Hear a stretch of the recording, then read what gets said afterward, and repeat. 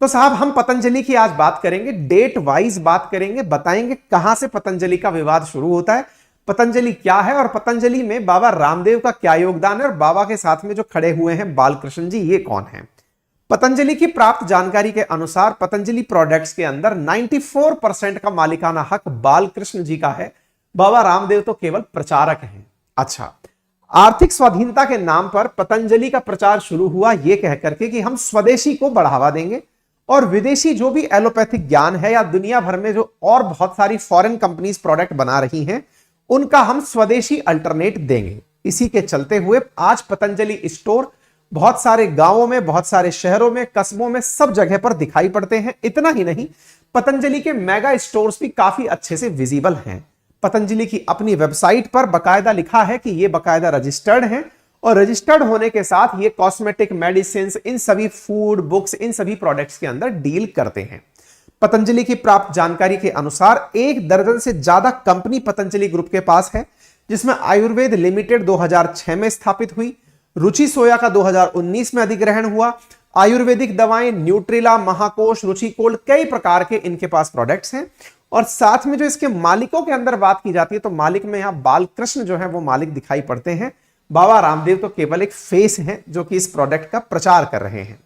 कुछ प्रमुख कंपनियां भी पतंजलि के पास हैं। पतंजलि आरोग्य प्राइवेट लिमिटेड, परिवहन प्राइवेट लिमिटेड, एग्रो आर्य लिमिटेड, पे प्राइवेट लिमिटेड, इस प्रकार से कई सारी पतंजलि के पास रजिस्टर्ड कंपनीज उपस्थित हैं। ये सब बातें इसलिए बता रहे हैं ताकि आप पतंजलि के बारे में थोड़ा सा रिकॉल कर लें और फिर आज के घटनाक्रम तक पहुंचे, क्योंकि इतने सारी कंपनीज हैं तो प्रोडक्ट्स भी बहुत सारे होंगे, और जब बहुत सारे प्रोडक्ट्स होंगे तो प्रोडक्ट्स में अगर किसी जगह कोई फॉल्स क्लेम हुआ तो सुप्रीम कोर्ट का आज का जो कहना है, जो सुप्रीम कोर्ट का वर्डिक्ट है, वो बहुत ज्यादा मायने रखेगा। क्या है, आपको शुरुआत से लेकर चलते हैं, थोड़ा इतिहास बताते हैं ताकि आपको पतंजलि और उसकी सक्सेस स्टोरी और उसके साथ जुड़ी हुई कंट्रोवर्सी क्लियर होती चले। बात है सितंबर 2012 की। बाबा रामदेव की ट्रस्ट के ऊपर 90 लाख रुपए का फाइन लगाया गया था मिस ब्रांडिंग के ऊपर कि आप लोग अपने प्रोडक्ट्स की ब्रांडिंग गलत तरीके से कर रहे हो। ऐसा क्यों? क्योंकि जब शुरुआती तौर पर इनके सैंपल्स कलेक्ट किए गए 2013 से 16 के बीच में, तो यह पाया गया कि लगभग 82 सैंपल में से 32 सैंपल क्वालिटी टेस्ट के अंदर फेल मार गए थे। जब इनके 40% प्रोडक्ट फेल मार गए तो इनके ऊपर फेल होने के बाद में इनके ऊपर फाइन लगाया गया। इंटरेस्टिंग बात यह है कि बाबा के प्रोडक्ट्स तो ज्यादा दाम में बिकते हैं और जो फाइन लगता है वो उसके मुकाबले बहुत कम लगता है। इसलिए बाबा भी एकदम बिंदास हैं कि ठीक है, अगर ऐसा कुछ होता भी है तो फाइन देकर के छूट पा लेंगे। चलिए आगे बढ़ते हैं। खबर पहुंचती है, खबर 2016 में लैंड होती है। पतंजलि को फिर से 11 लाख रुपए का हरिद्वार कोर्ट के द्वारा अगेन मिस ब्रांडिंग करने के लिए फाइन लगाया गया कि आप ब्रांडिंग गलत कर रहे हैं। पतंजलि घी के बारे में कहा गया कि पतंजलि घी फूड सेफ्टी टेस्ट के अंदर फेल मार गया है, जिसे गाय का घी कहकर के आपके द्वारा बेचा जाता है। इसमें बकायदा यह कहा गया कि आप पतंजलि काऊ देशी घी को बेच तो रहे हैं लेकिन कई पैरामीटर्स पर यह फेल बच रहा है। बाबा रामदेव ने इस पर बचाव करते हुए कहा था कि आप लोगों ने हमारे लिए ना पता नहीं कितने तरह के पैरामीटर्स तैयार कर लिए हैं और उन पैरामीटर्स पर हमारे प्रोडक्ट्स को फेल कर देते हैं, जबकि वास्तविकता में हमारे प्रोडक्ट्स बहुत अच्छे हैं। चलिए, ये कुछ पुराने उदाहरण थे जिनमें पतंजलि को कभी ना कभी मिस ब्रांडिंग के लिए घसीटा गया था। उनमें से बीच में बहुत सारे और भी रहे होंगे, हमने सबको नहीं लिया है। आज का जो हमारा सेशन है, जहां से ये सारी की सारी विवाद की जड़ शुरू हुई है कि सुप्रीम कोर्ट को आकर के बीच में इस प्रकार से फटकार लगानी पड़ी, उसके पीछे की कहानी रचेता है दिव्य कोरोनिल टैबलेट। साथियों, कोरोना के काल में आपको संभवतया किसी जानने वाले ने या फिर विज्ञापन के माध्यम से यह पता चला होगा कि बाबा रामदेव ने 545 रुपए की एक किट जारी की है, जिस किट के ऊपर लिखा है tested and verified medicine from Patanjali research institute Divya Coronil kit. और इसकी खासियत क्या थी? कोरोनिल किट की खासियत थी कि यह कोरोना का इलाज बनकर के मार्केट के सामने लाई गई थी। बस इस प्रोडक्ट की तारीख एक बार के लिए देख लीजिए। 2020 की यह खबर है, जिस समय भारत में कोरोना फैल रहा था। बाबा सामने आते हैं और कोरोनिल किट ला करके दुनिया को कह देते हैं कि मैंने कोरोना की दवा खोज दी है।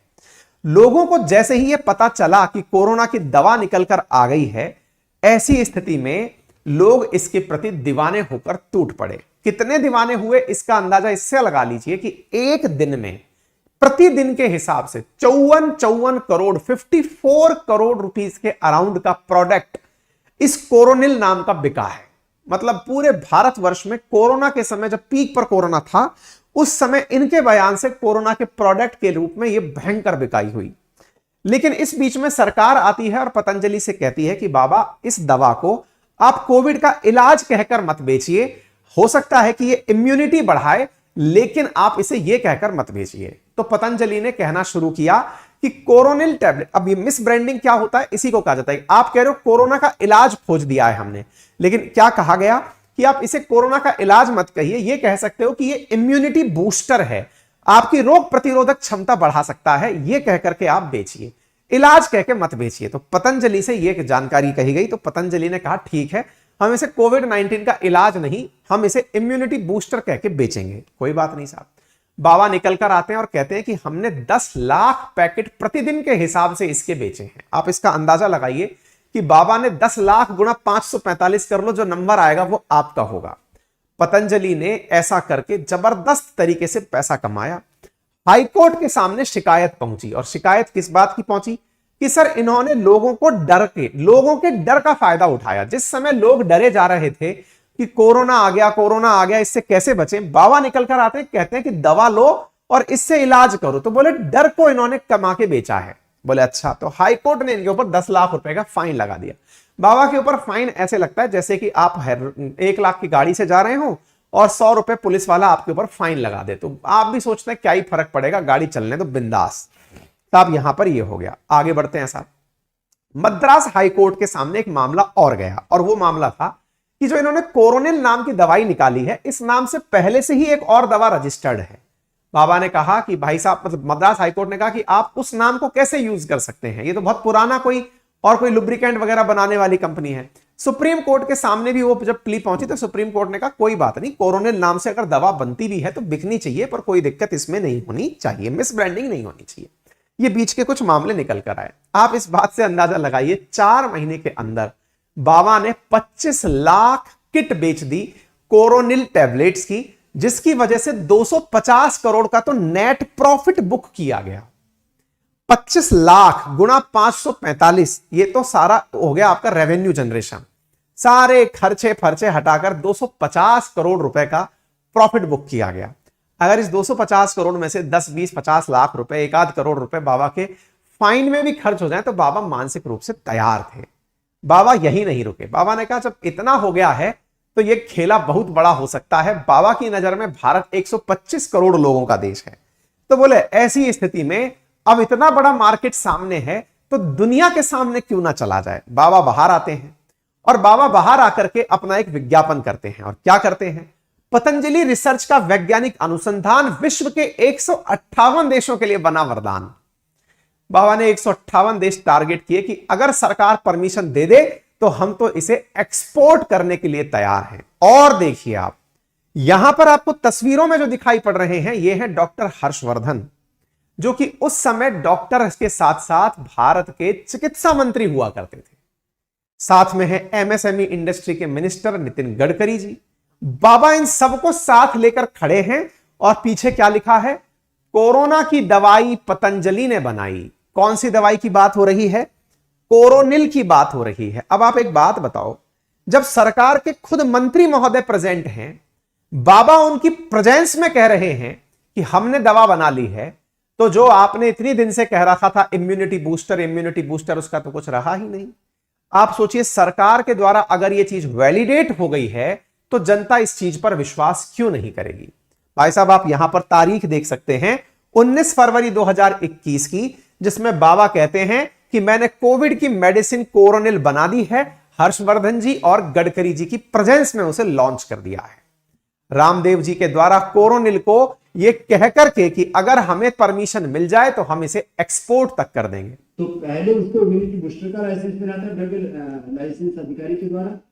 अब कोरोना का प्रिवेंशन, कोरोना का ट्रीटमेंट और कोरोना के आफ्टर इफेक्ट्स को, कोरोना के कॉम्प्लिकेशंस को भी डील करने के लिए एक साथ ही कोरोनिल काम करती है। ये सरकार ने पूरे साइंटिफिक और रिसर्च एविडेंस है, इंटरनेशनल पैरामीटर्स काम, दुनिया ने मान लिया, भारत ने भी माना और WHO ने भी माना, भारत ने भी माना 150 से ज्यादा और WHO ने भी माना। बेचने के लिए ऑफिस बाबा अपने प्रोडक्ट के प्रचार में, चूंकि सरकार के मंत्री साथ बैठे थे, तो खुद का सरकार तो मान गई, ये तो कह दिया, और ये भी कह दिया कि WHO ने भी मान लिया।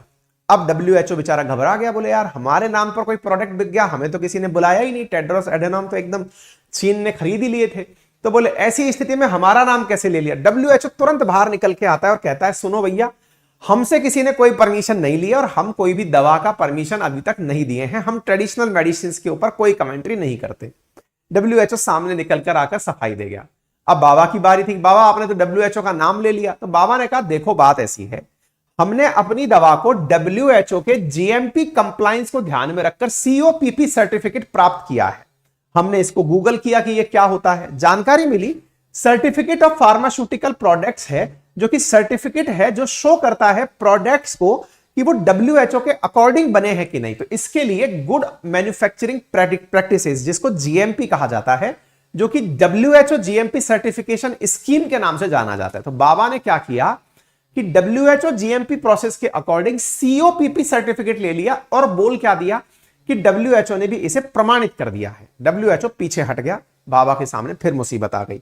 इस बात पर इंडियन मेडिकल एसोसिएशन, जो बेचारा इतने दिनों से डॉक्टर्स के साथ जूझ रहा था, स्वास्थ्य कर्मियों के साथ जूझ रहा था, वो लोगों के इलाज के लिए ऑक्सीजन सिलेंडर, मास्क, सब लोगों के लिए अलग अलग तरीके खोज रहा था। दुनिया में आए हुए इस पूरे संग्राम से बचने के लिए लगातार डॉक्टर्स जद्दोजहद कर रहे थे। IMA उतर के बीच में आया और उन्होंने कहा कि साहब हमें तो यह समझ में नहीं आ रहा कि हेल्थ मिनिस्टर डॉक्टर हर्षवर्धन उसका प्रचार करने कैसे पहुंच गए। ये मेडिकल प्रैक्टिसेस के खिलाफ है और ये वास्तविकता भी है। कल को मान लीजिए कोई भी दवा कंपनी, चाहे कोई सी भी XYZ कंपनी हो, वो आकर के अगर अपने साथ मंत्री को बिठा के रख ले कि मंत्री जी कह रहे हैं कि दवा अच्छी है, तो आप सोचकर देखिए कि दवा क्यों नहीं बिकेगी। इससे बढ़िया ब्रांडिंग क्या हो सकती है। तो भाई साहब, इंडियन मेडिकल एसोसिएशन ने डॉक्टर साहब से इसके बारे में स्पष्टीकरण मांग लिया। दिल्ली हाई कोर्ट के द्वारा बाबा रामदेव को बुला लिया गया दिल्ली मेडिकल एसोसिएशन के रिक्वेस्ट करने पर कि भाई साहब कोरोनिल किट, जो कि झूठा विज्ञापन है, इसकी सफाई के लिए बाबा रामदेव को हाई कोर्ट बुलाया जाना चाहिए। बाबा रामदेव आते हैं। बाबा रामदेव पूरा प्रचार तंत्र यूज करना जानते हैं। उन्होंने अपने हाथ में एक मोबाइल पकड़ा और उस मोबाइल में से कोई व्हाट्सएप मैसेज पढ़ना शुरू किया और पढ़ते हुए कह रहे हैं कि ये एकदम घटिया साइंस है, एलोपैथी। कौन सी साइंस? जो एलोपैथी डॉक्टर्स वाली साइंस है वो एकदम घटिया। प्लाज्मा थेरेपी फेल मार गई, इनकी ये दवाएं फेल मार गई, कोई भी ये इलाज नहीं खोज पाए। व्हाट्सएप पढ़ करके बाबा ने सुना दिया। अब दुनिया को तो क्या लगा, बाबा ने बोला है। बाबा सेफ प्ले कैसे कर रहे थे कि जब भी कोई सवाल बनेगा वो तो ये कह देंगे कि मैंने तो व्हाट्सएप पर किसी का फॉरवर्ड आया था, वो लोगों को बोलकर सुनाया था। बड़ा इंटरेस्टिंग वाकया हुआ।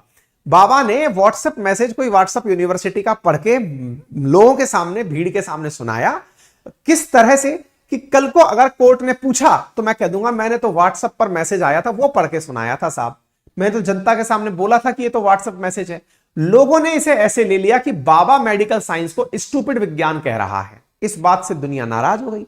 डॉक्टर्स ने उठ करके कहा कि डॉक्टर्स के कहने ने कहा कि एलोपैथी स्टूपिड साइंस है, ऐसा बाबा रामदेव कह रहे हैं। भाई साहब, IMA जो अपने डॉक्टर्स के द्वारा इतने सारे, इंडियन मेडिकल एसोसिएशन जो इतने सारे डॉक्टर्स को दिन रात मेहनत करवा रहा था, वो और ज्यादा खफा हो गया। भाई साहब, ऐसी स्थिति में अंधविश्वास में रखने वाले IMA के अध्यक्ष बने हुए हैं।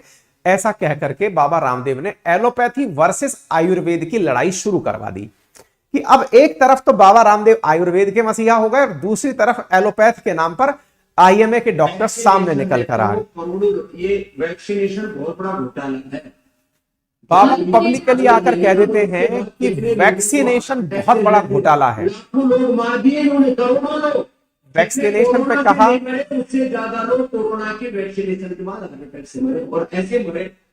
बाबा रामदेव ने फिर एक नई बहस छेड़ दी। अभी तक तो दवाई तक खेल चल रहा था, बाबा रामदेव और आगे बढ़ते हैं और कह देते हैं कि ये तो वैक्सीनेशन के कारण लोग मर रहे हैं। और आप सोचकर देखिए कि बाबा को मानने वाले और उनकी दवाएं खाने वाले इतने लोग हैं, इनके कहने से ना जाने कितने लोग वैक्सीनेशन करवाने से बच गए। उन्होंने कहा कि हम नहीं करवाएंगे। बाबा ने कहा है वैक्सीनेशन से मरते हैं, उससे हार्ट अटैक आता है। भाई साहब, इस बीच में सरकार की भी कुछ मेरे हिसाब से कमियां रही होंगी। आप पूछकर देखिए कि एक तरफ तो डॉक्टर हर्षवर्धन जी चले जाते हैं, बाबा के साथ मंच पर खड़े होकर कहने लगते हैं कि साहब ये बाबा ने बढ़िया दवाई खोज दी है। वहीं दूसरी ओर बाबा ने जो अभी यार लाइन बोली कि कोरोना के कारण हार्ट अटैक हो रहा है और वैक्सीनेशन के कारण ज्यादा लोग मर रहे हैं, हाल ही के दौर में मैं आपको रिलेट बीच में इसलिए करा रहा हूं कि बाबा की बात में और मंत्री जी की बात, अब चूंकि दूसरे मंत्री बन गए मनसुख मांडविया, क्योंकि अल्टीमेटली डॉक्टर हर्षवर्धन को मंत्रालय छोड़ना पड़ा क्योंकि उनके पीछे आईएमए इतना ज्यादा पड़ गया था। दूसरे नए डॉक्टर नए मंत्री बनकर आए और इन्होंने आकर कहा कि आईसीएमआर मान रहा है कि कोरोना के कारण हार्ट अटैक आ रहे हैं। हमने अपनी पाठशाला पर 3 सप्ताह पहले ही जब गर्भा के अंदर डांस करते हुए बहुत सारे लोग मारे गए तब हमने ये सेशन किया था। अब इसमें भी एक इंटरेस्टिंग ट्विस्ट है, और वो ट्विस्ट क्या है कि जब ये खुद कह रहे हैं कि आईसीएमआर ने माना कि हार्ट अटैक से लोग मर रहे हैं, मतलब कोरोना के कारण हार्ट अटैक से लोग मर रहे हैं, तो भाई साहब ये तो अपने आप में इंतजार होने लगा कि आईसीएमआर ने माना, हमें पता क्यों नहीं चला। लेकिन कल ही, आज से कुछ घंटे पहले ही ये एक न्यूज आती है जिसमें आईसीएमआर साफ कह रहा है Covid jab not tied to sudden unexplained death, Covid vaccines didn't cause sudden death in young adults, why कोविड-19 वैक्सीन डोंट रिस्क। तो भाई साहब यहां पर मंत्री जी कह रहे हैं कोरोना के बाद हार्ट अटैक हो रहा है, आईसीएमआर निकल के आ रहा है वो कह रहा है वैक्सीन के कारण हार्ट अटैक नहीं हो रहा है। कोरोना के बाद में हार्ट अटैक हो रहा है ये अलग चीज हो गई, वैक्सीन के कारण हार्ट अटैक नहीं हो रहा है ये आईसीएमआर ने आज से कुछ ही मिनट पहले, मतलब 4-5 घंटे पहले ये न्यूज निकाली है। बाबा कह रहे हैं कि वैक्सीन के कारण हार्ट अटैक हो रहा है। आप और हम इंतजार करके बैठे हैं कि बाबा की माने, मंत्री जी की माने, आईसीएमआर की माने तो किसकी माने, क्योंकि अल्टीमेटली जीना है तो किसकी माने। इस बात को लेकर आईएमए और नाराज हुआ और आईएमए ने कहा कि महाराज दुनिया भर में डॉक्टर्स लगातार इलाज कर रहे हैं, लोगों को वैक्सीन लगाने के लिए मोटिवेशन सरकार के खुद मुखिया प्रधानमंत्री जी दे रहे हैं, और बाबा कह रहे हैं कि हजारों की संख्या में डॉक्टर मारे गए। आईसीएमआर सामने आया और कहा, आईएमए सामने आया और कहा कि कोरोना की पहली लहर में 753 डॉक्टर मरे और दूसरी लहर में 513 डॉक्टर मरे। बाबा रामदेव कहते हैं 10,000 डॉक्टर मर गए। बोले पहली बात तो बाबा की यह खबर भ्रामक है कि एलोपैथी का इलाज करने वाले ही मर जा रहे हैं तो फिर वो किसी और को कैसे बचाएंगे। अच्छा, बाबा ने इस दौर में मास्क नहीं लगाया पूरे काल में और वैक्सीनेशन नहीं करवाया। बोले नहीं, मेरे पास इम्यूनिटी है, मैं मरने के लिए तैयार हूं, मैं इस चीज के सख्त खिलाफ हूं। बाबा खुद ब्रांड एम्बेसडर आयुर्वेद के बन के सामने आ गए। भाई साहब आईएमए इनके खिलाफ सरकार के पास पहुंच गया और कोर्ट पहुंच गया। कहा कि रामदेव अपनी अवैध दवा बेचने के लिए एलोपैथी के खिलाफ भ्रम फैला रहे हैं। नंबर दूसरा, एलोपैथी के खिलाफ उनके भ्रम फैलाने से एक बड़ी आबादी का नुकसान हो रहा है। उनके बयान से डीजीसीआई और स्वास्थ्य मंत्री की साख खराब हुई है। इस बात को लेकर ऑल इंडिया मेडिकल एसोसिएशन 22 मई 2021 की खबर है, यह बकायदा शिकायत करने पहुंच जाते हैं। भाई साहब बाबा रामदेव की सफाई जो पहले से तय थी वो आ जाती है कि बाबा तो केवल एलोपैथी के लिए व्हाट्सएप पर आया हुआ मैसेज पढ़ रहे थे, कोई दुर्भावना नहीं थी। डॉक्टर हर्षवर्धन को जब इस प्रकार से लोगों ने टैग करना शुरू किया कि आपसे ये उम्मीद नहीं थी, प्रैक्टिशनर से आप भी डॉक्टर रहे हैं, मंत्री हैं, तो फिर इनको भी समझ में आता है कि गड़बड़ तो हो गई है। साहब मंत्री महोदय खुद सामने आते हैं और अपनी तरफ से माफी मांगते हैं, डॉक्टर्स से कहते हैं कि आप हमारे लिए देवता तुल्य हैं, आपने बहुत अच्छे से काम किया। और बाबा रामदेव से कहा कि आप इस बात के लिए माफी मांगिए। बकायदा एक प्रॉपर लेटर लिखा गया और बाबा रामदेव से कहा गया कि आप इस बात के लिए माफी मांगिए। बाबा रामदेव आते हैं और रामदेव माफी मांग लेते हैं कि भाई मैंने डॉक्टर्स के खिलाफ कुछ नहीं कहा, मैंने एलोपैथ के खिलाफ कुछ नहीं कहा। एलोपैथ बोले तो अंग्रेजी मेडिसिन वाली, जो मेडिसिन वाली दुकान है, ठीक है साहब, कोई बात नहीं। लेकिन भाई साहब बाबा रामदेव यही नहीं रुके। बाबा रामदेव से पूछा गया कि क्या अब आप गिरफ्तार हो सकते हैं? रामदेव फिर बोल देते हैं गिरफ्तार तो इनके बाप से भी नहीं हो सकता। अब उनके खैर अरेस्ट तो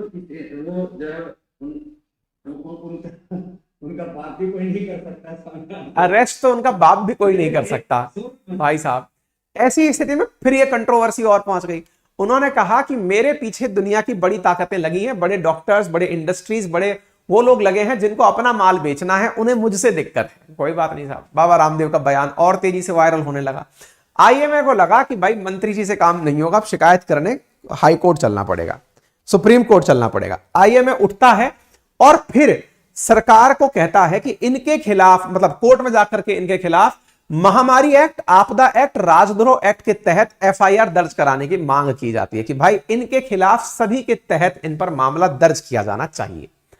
भाई साहब, ऐसी स्थिति में आईएमए के द्वारा रामदेव के खिलाफ खूब सारी पुलिस कंप्लेंट्स दर्ज कराई गई पूरे देश भर में डॉक्टर्स के द्वारा, क्योंकि इन्होंने डॉक्टर्स के विज्ञान को फर्जी विज्ञान बता दिया था। इनके खिलाफ खूब सारी एफआईआर होना शुरू हो गई। कोई बात नहीं साहब, एफआईआर ही एफआईआर होते चले गए।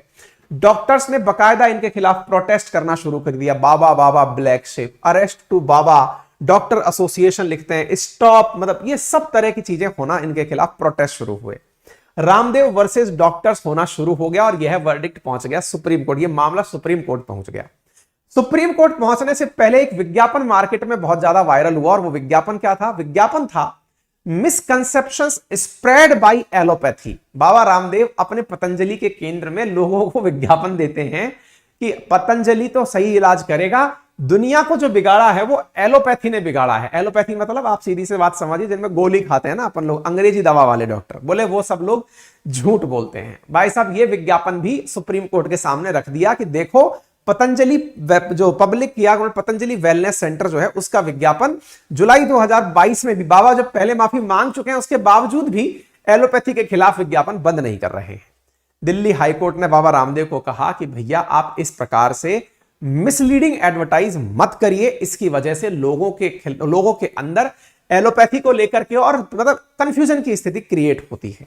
ठीक है साहब, बाबा रामदेव के खिलाफ चलती रही चीजें। बाबा रामदेव के खिलाफ फाइनली अक्टूबर 2023 के अंदर खुद बाबा रामदेव पहुंच जाते हैं सुप्रीम कोर्ट और कहते हैं कि भैया बात ऐसी है, मेरे खिलाफ देश भर में इतने सारे केस हो रखे हैं, एक तो उन सभी केसेस को मर्ज करके एक जगह कर दो, नंबर एक, और दूसरा भाई मैं पब्लिक फिगर हूं, मेरे खिलाफ पूरे भारतवर्ष में अगर केस दर्ज हो गए तो मैं कहां कहां जाऊंगा अपनी बातें सुनाने या समझाने के लिए। तो ऐसी स्थिति में मुझे एक जगह और एक ही प्रकार से मामला सुलझा दिया जाए। सुप्रीम कोर्ट के पास जाकर बाबा पहुंच गए। बाबा की बात सुनी गई।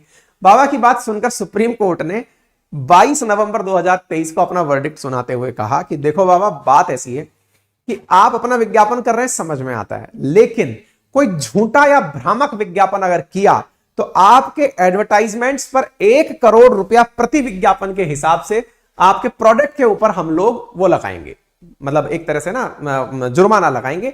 कोर्ट ऐसे किसी भी उल्लंघन को बहुत गंभीरता से लेगा और हर एक प्रोडक्ट के झूठे दावे पर 1 करोड़ रुपए तक का जुर्माना भी लगाया जा सकता है। बाबा को यह कहते हुए और फिर कहा कि अभी थोड़ा आगे कुछ दिनों बाद आपको फिर से सुनवाई के लिए बुलाया जाएगा और इस चीज का कोई समाधान ढूंढिए कि एलोपैथी और योग जो है साथ साथ पैरेलली चले।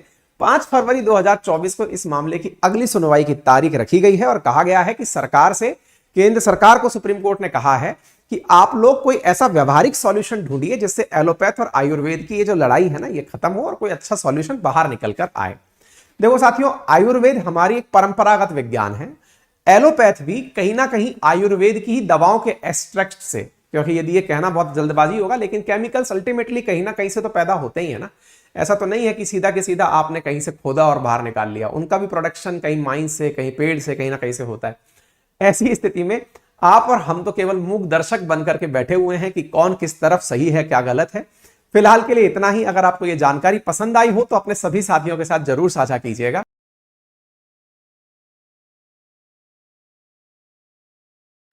पैसे से सच और झूठ का निर्णय नहीं कर सकते कि उनके पास पैसे ज्यादा हैं एलोपैथी वालों के पास में तो उनका सच हो जाएगा। उनके पास हॉस्पिटल ज्यादा है, उनके पास डॉक्टर्स ज्यादा है, या उनकी आवाज ज्यादा सुनी जाती है, तो क्या हम कम पैसे वालों की, लेकिन हमारे पास में अपने ऋषियों की ज्ञान की विरासत है, हम दरिद्र नहीं है, हमारे पास ज्ञान विज्ञान की, प्रज्ञान के अनुसंधान की, रिसर्च एविडेंस की दौलत है हमारे पास, लेकिन हमारी संख्या कम है। भीड़ के आधार पर कभी भी सच और झूठ का निर्णय नहीं हो सकता। हम अकेले इंस्टीट्यूशन भी पूरी दुनिया के मेडिकल माफियाओं से, ड्रग माफियाओं से लड़ने के लिए तैयार है, लेकिन स्वामी रामदेव कभी डरा नहीं और कभी हारा नहीं। तो हम इस लड़ाई को अंतिम निर्णय तक लड़ेंगे।